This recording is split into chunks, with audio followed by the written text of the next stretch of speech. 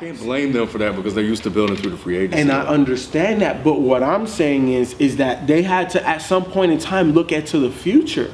Like where are we going? Now they have two pieces that I feel like you can. One, I know you can build. Bro, hold on, let me stop you, man. Because you talking like Lakers can't build a championship team, bro. That's not what I'm saying, Rod. But your criticisms right now is like, what are you saying really? One thing we have to keep in mind is that, and we talked about it on the show. But at the same time, it comes from two different points. Then all of a sudden, he want to say, "Oh, well, you know." I think for me, I don't know if I can speak for everybody else. This is DeadEndSports.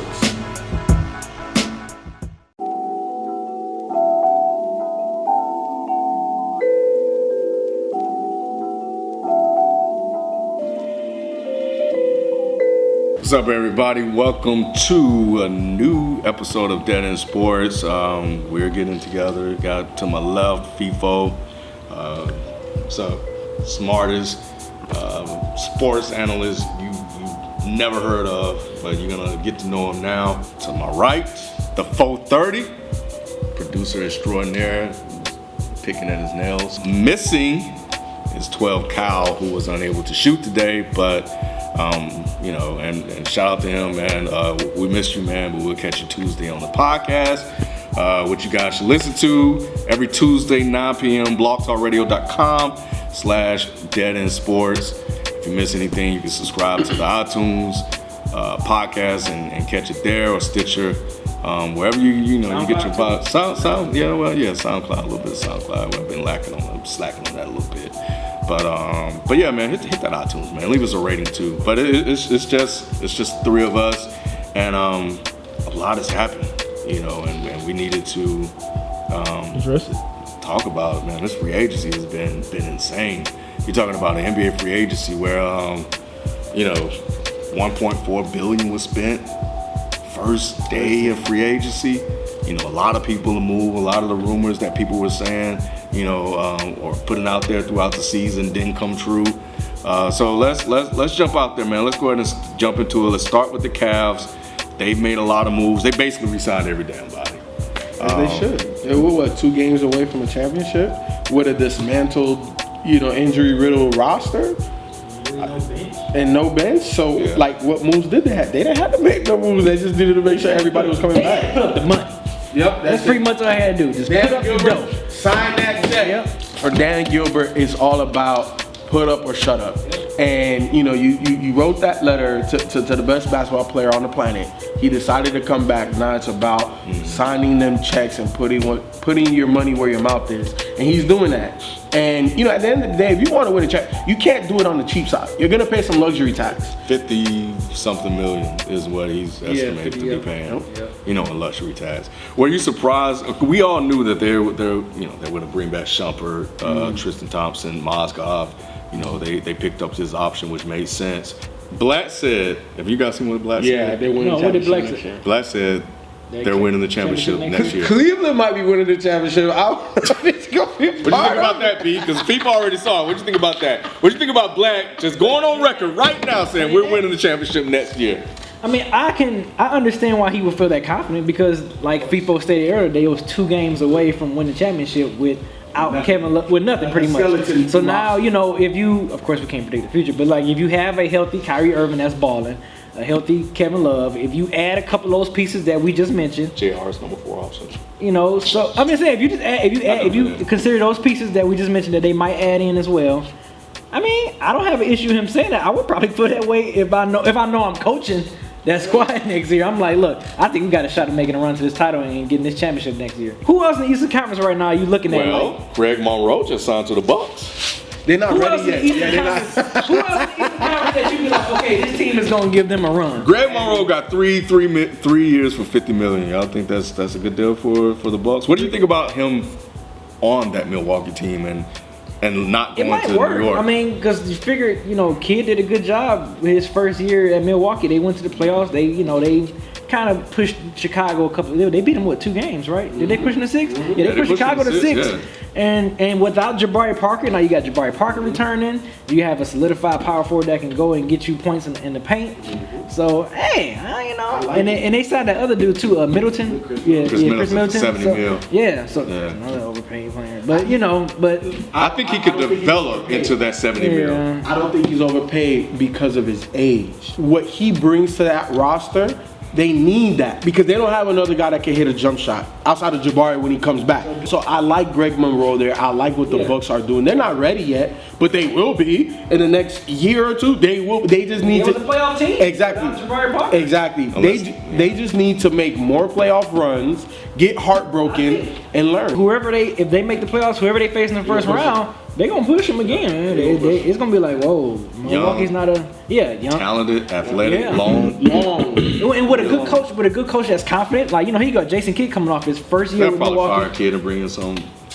Don't say it. Don't you say it. But no, I'm just saying, but for real, Jason Kidd gotta be feeling confident though. Seriously, like now you adding these pieces. Now let's talk about the elephant in the room. I'm surprised y'all. Go ahead, bring it up. The Lakers. Like why nobody ain't talking about the Lakers, man? Like. Why no one talking about the Lakers? All right, so Aldridge. Why is no one going? Why no one want to go to the Lakers? Why? Because you have look. I've been saying it for a year. I'm not changing what I'm saying. Look, there's 2 ways that you build. You rebuild through free agency, or you build through the draft. There's only 2 ways to do it. Where Kobe is right now, he's not attracting other guys to play with him. Why? Because he's on the decline, and we know that he only has a year or 2 left. So if I'm somebody that just late 20s, early 30s, why am I going to go there? Because you're not going to be here no more. And the other guys that you have to replace you, you know what I'm saying, for future Laker glory, they're too young. They're too young. They're pups. They have to be in the league 2-3 years just to gain that experience. Because remember OKC years ago, right? When they were the number 8 seed and they pushed the Lakers 7 games, Russell Westbrook was 21 years old. KD was 22 or 23. And James Harden was like 20 or 21. So the Lakers are not far. They're just young. And if I'm a guy that's a franchise player right now. But the Lakers don't have that type of talent on their team. We don't know what D'Angelo Russell is going to be. He's special. You think he could? I think he's special. I think he's special. He's special. You do too? He's special. You seen him, man? Like, this dude is nice, kid. Ken, there's certain things you can't teach, and feel for the game is one of them.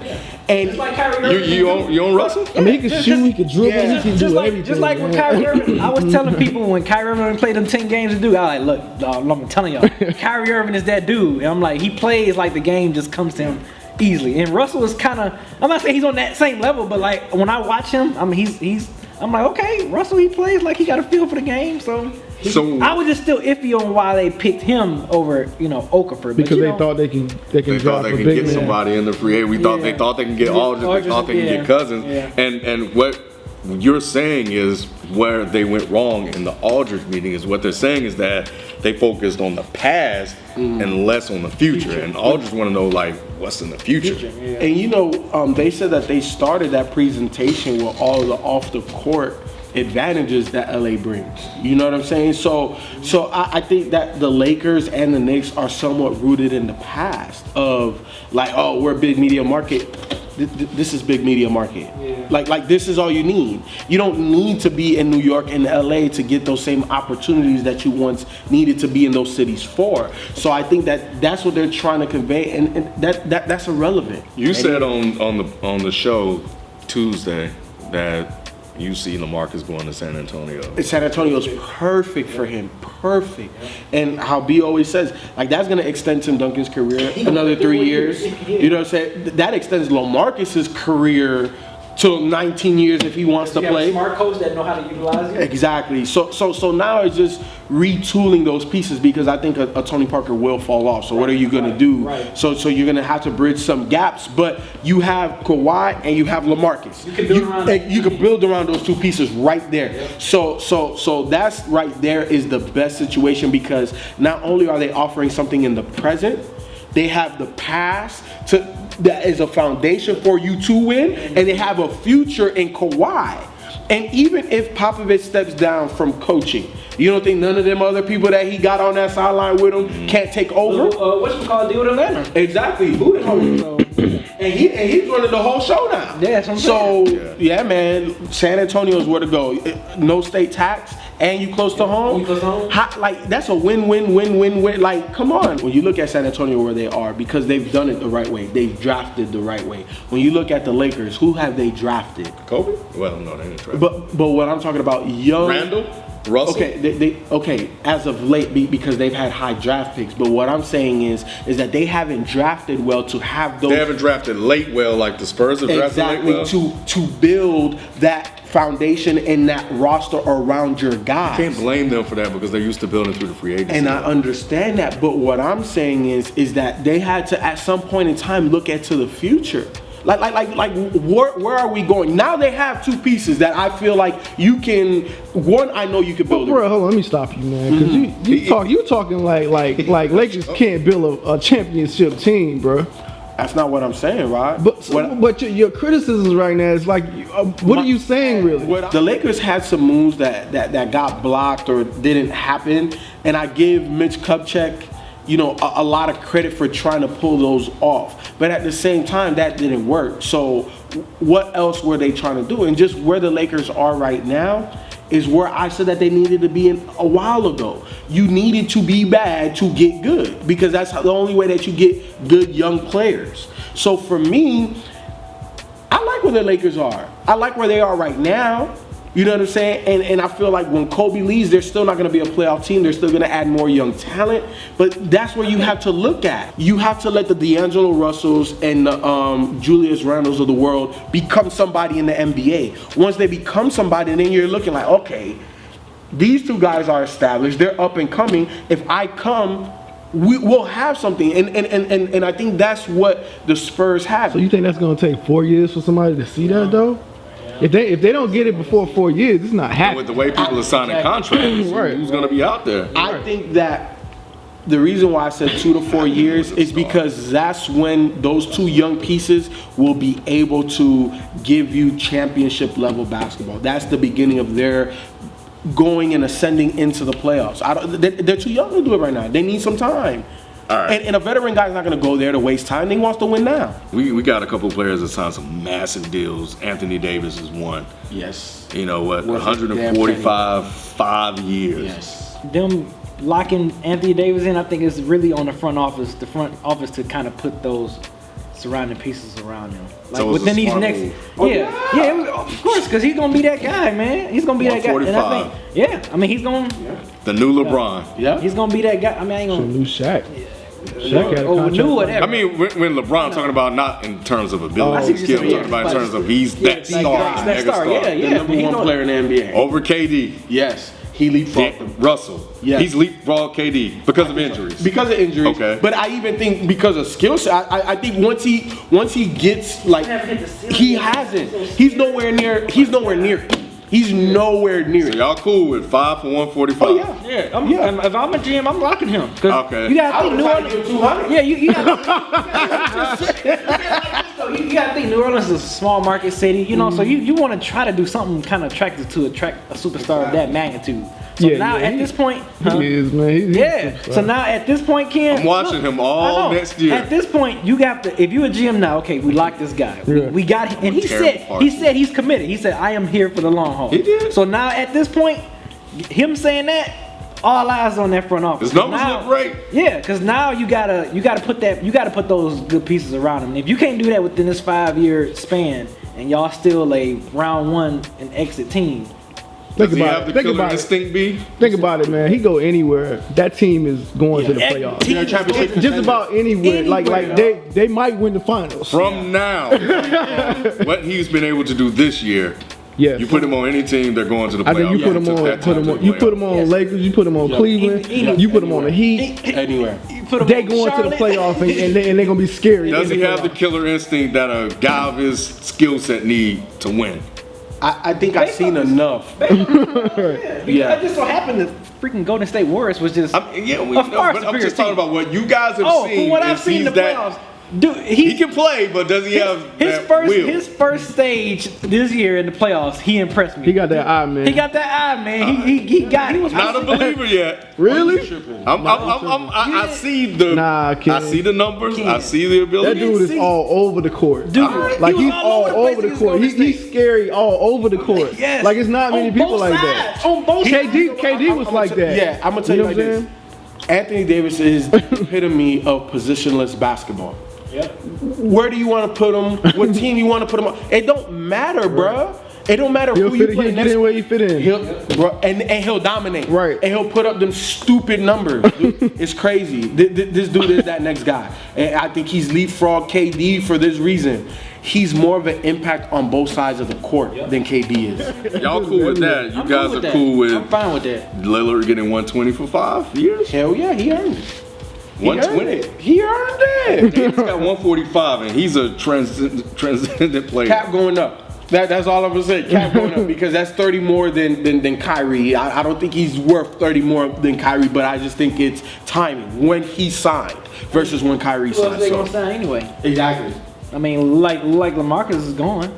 And then he would have been an unrestricted free agent. Don't you think that somebody else would have offered that amount, maybe more? He wanted to stay. Yeah. And do you want to let that tweeted go? about it. Like you want to? What you got then? He's cold-blooded. He got the eye. Yeah, and he's young as heck. He's proven. freaking young. So He struggled a little bit last year though. In spots in the playoffs a little. he's young. He's gonna learn. He should have learned the year before though, right? All the great ones learn. No. All of them learn. Isaiah had to learn. I mean, all of them learn. He's only played 3 years. Like he's only played 3 years. Like, so learning from year 2, like going into year 3, the whole like they zoomed in on him. It's like, yo, you're not gonna do nothing. And you're right. He did struggle in Spurs, but he figured it out a little bit. But he needs to go through those struggles because now this upcoming year, I know what y'all did. I worked on that. You're not gonna do it again. So it's kind of like that's why I said year 4 or 5 for these guys. That's when you know. That's when you know. So the Spurs got a bargain.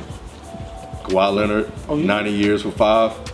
Well, you know, okay. Danny, and they got Danny Green for the low. Because they're like, this dude's supposed to be But you know that's a max contract when you come out of your rookie deal. Yeah. It's like 5 years, $90 million is the minimum max that you can get. That's the reason why Draymond signed for less than max at 85. So he saved him $5 million. Yeah. But once you hit 90 million, that's considered max. Did it make sense for Draymond to go back?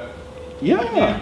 What do you think the market bear for him if he decided he was going to leave? get around that price tag right there. You think he's worth that? To that team.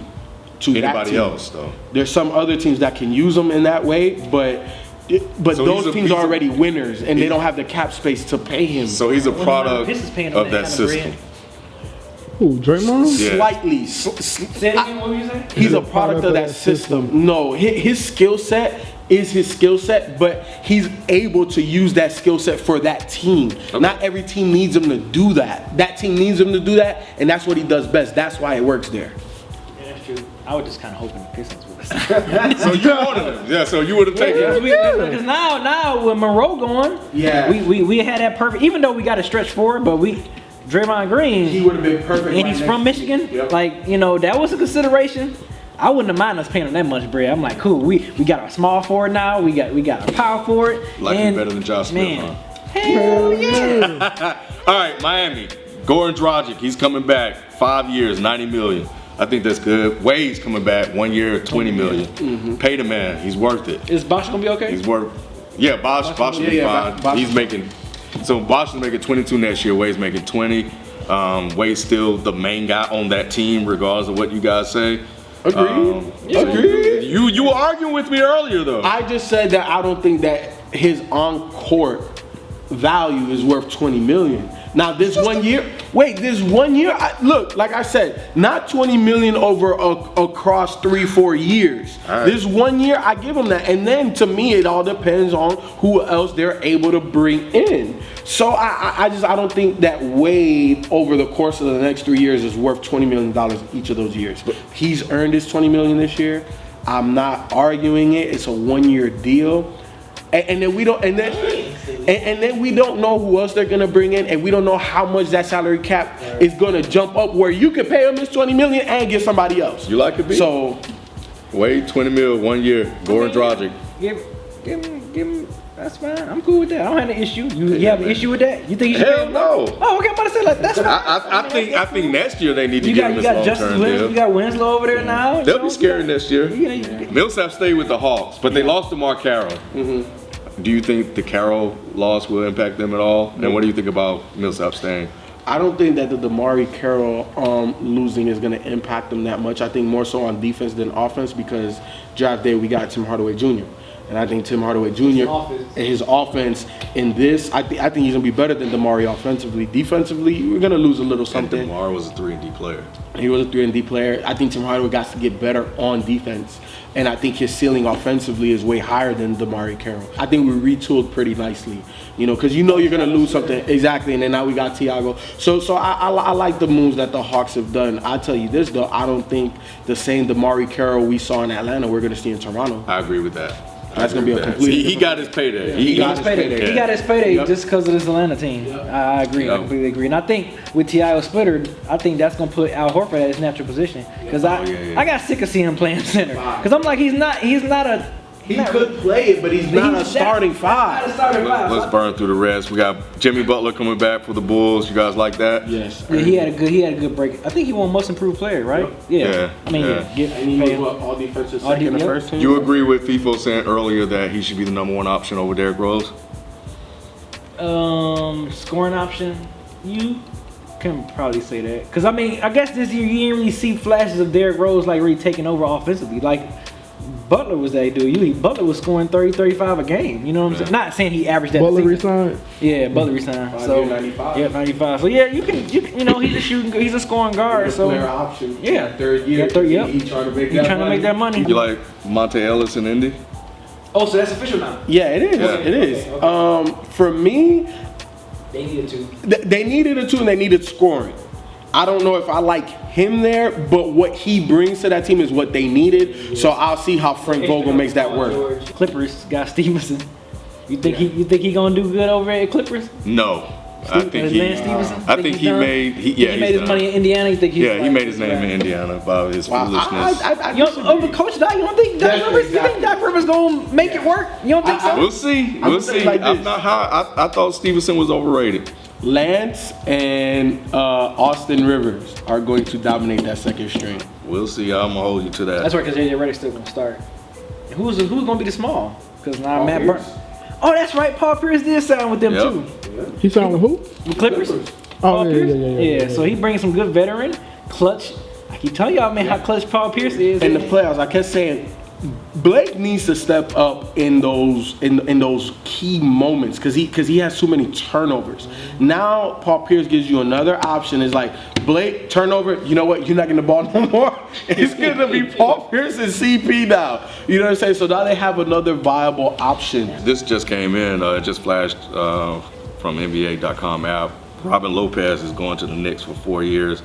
I don't know how much. The Knicks got somebody. I don't know what that's gonna do. They got for Aaron them. Aflalo too. Yeah. Yeah. What about and I think this just broke today. Wesley Matthews to the Mavs. Y'all like that? Yeah, because that's replacing Monty Ellis, and Okay. also he fits the system and a better on-ball defender than Monty Ellis. But do you think that he's gonna be the same all-ball defender with that Achilles injury?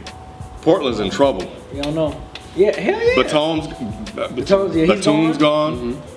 Matthews is gone. It look like Aldridge is Aldridge is out of there. Yeah. it is. All you got is Damian. Now they lost Lopez. They lost Yeah, Robin but, Lopez. wait, hold on. But let's talk about the additions. They got Plumlee from Brooklyn. So I think that's a nice. That's a better Lopez. Yeah, Better Robin. and then they got Noah Vonleh, which is a prospect. Yeah. So they're not. They don't make the playoffs. They don't make the playoffs. Let's But not forget they're in the West. you're 100% right. But what does that mean for them next year? Now they're going to have a high draft pick. Yeah. So that's the only way that they're going to actually be able to build their way out of it. All right, everybody. That's it, man. That's all of that happened.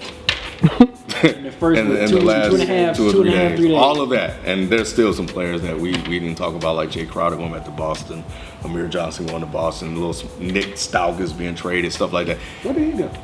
They changed them to Philly. So there's still some stuff, but we for the most part covered a lot of the big moves. that have a tendency to make impacts on the team. We'll still continue to cover this, so make sure you tune into the podcast every Tuesday, 9 p.m. Blogtalkradio.com/DeadEndSports. Again, shout out to Kyle. Unfortunately, he wasn't able to join us for this conversation, but we'll get his thoughts on some of this stuff, on the show. So, anything else happen, man, we'll be right here, man. So that's it, man. Appreciate you guys joining us. Make sure you subscribe. We out.